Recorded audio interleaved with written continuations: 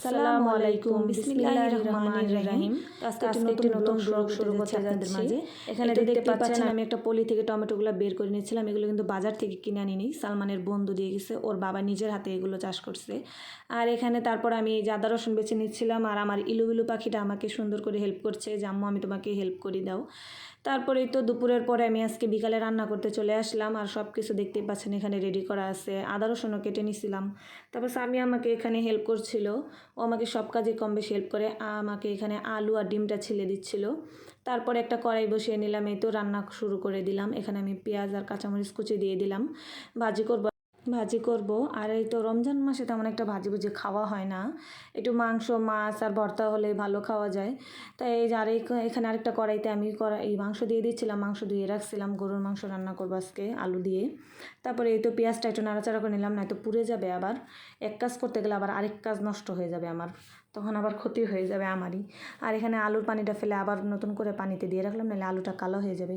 আর এই তো এখন আমি আলু আর সিম ভাজি করবো আজকে, এই জন্য এটা দিয়ে দিলাম কড়াইতে। আমার পেঁয়াজ লাল হয়ে গেছিলো। আর এখানে আমি পরিমাণ মতো লবণ আর এই তো হলুদ ফাঁকি অল্প একটু দিব। ভাজিতে বেশি হলুদ মরিচ এগুলো দিলে ভালো লাগে না, হালকা দিলে সুন্দর একটা কালার আসে, এই জন্য আমি অল্প একটু দিয়ে দিলাম।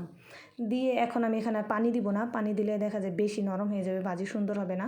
চুলার আঁচটা কমিয়ে ঢাকনা দিয়ে ঢেকে রাখলেই সুন্দরভাবে ভাজিটা হয়ে যাবে। এই তো এখন একটা ঢাকনা দিয়ে আমি সুন্দর করে ঢেকে দিলাম, ঢেকে দিয়ে এখন আমি চুলার আঁচটা কমিয়ে দিব।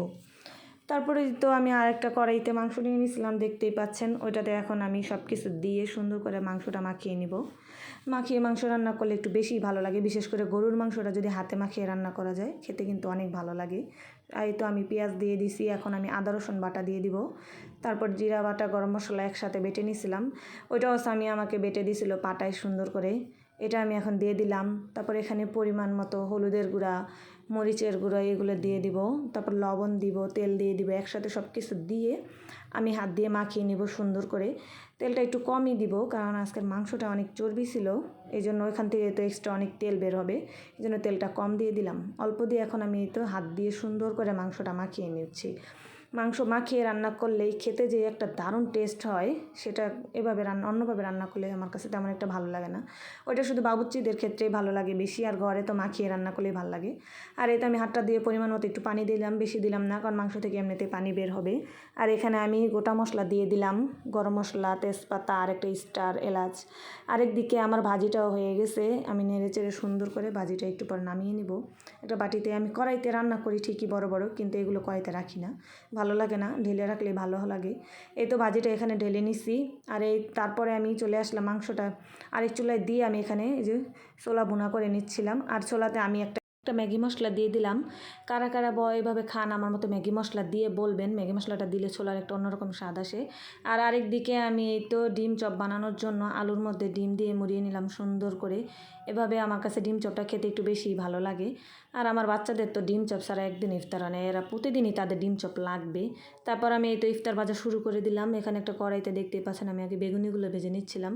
তেলটা আমি একটু কমই দিছি, আমি অত বেশি তেল দিই না, কারণ এই তেলটা থেকে গেলে পোড়া তেলের মতো হয়ে যায়, তখন আর ভালো লাগে না। ওই তেলের মধ্যে একটা কেমন কালো কালো কী যেন গুড়ি গুড়ির মতো থাকে, বেসনের হয়তো, খেতে ভালো লাগে না। পোড়া তেলের কী দরকার আরেকদিন আবার ইফতার ভাজার, এই জন্য আমি পরিমাণ মতো তেল দিয়ে ভাজি, যাতে পরের দিন আর ওই তেলটা ব্যবহার না করতে আবার নতুন করে তেল দিয়ে ভাজতে পারবো। আর এই তো আমার ইফতার ভাজা শেষে আমি আবার চলে আসলাম, আমরা ইফতার করতে, ইফতারের সময় গেছিলো। আর এখানে সবাই দেখতে পাচ্ছেন খাচ্ছিল।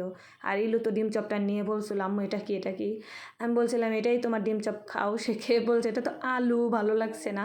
আমার তো খুবই হাসি পাচ্ছিল, ভয়েস দেওয়ার সময়ও সে যেমনটা করছিল চেহারাটা দেখে। পরে যখন কামড় দিয়ে দেখলো ডিমটা তো চলে আসছে মুখে, তখন বলো মজা তো আম্মু, অনেক মজা লাগছে। আর এই তো ইফতারের পরে আবার যে মাংসটা কষিয়ে রাখছিলাম ওইটা আবার আলু দিয়ে সুন্দর করে এই তো কষিয়ে নিলাম। কষিয়ে এখানে পরিমাণ মতো পানি দিয়ে দেবো ঝোলের জন্য, আর যেন মাংসটা ভালো মতো সিদ্ধ হয়ে যায়, সাথে আলুটাও সিদ্ধ হয়ে যাবে। এই তো জল দিয়ে দিচ্ছি, জল দিয়ে তো আমার মাংসটা তারপর আবার হয়ে গেছে প্রায়। মাংসটা নামানোর আগে আমি যে ভাজা জিরার গুঁড়ো দিয়ে দিলাম। ভাজা জিরার গুঁড়ো দিলে মাংসটার স্বাদই অন্যরকম হয়, একটা সুন্দর ঘ্রাণ আসে। তারপরে তো মাংসটা আমি আরেকটা হয়তো ছোটো পাতিলে আমি নামিয়ে নিছি। তারপর একটা ইলুবিলুকে একটা মাংস দিলাম যে তুমি এটা খাওয়ার। আজকের ভিডিওটা এই পর্যন্ত, ভালো লাগলে সাবস্ক্রাইব করুন, লাইক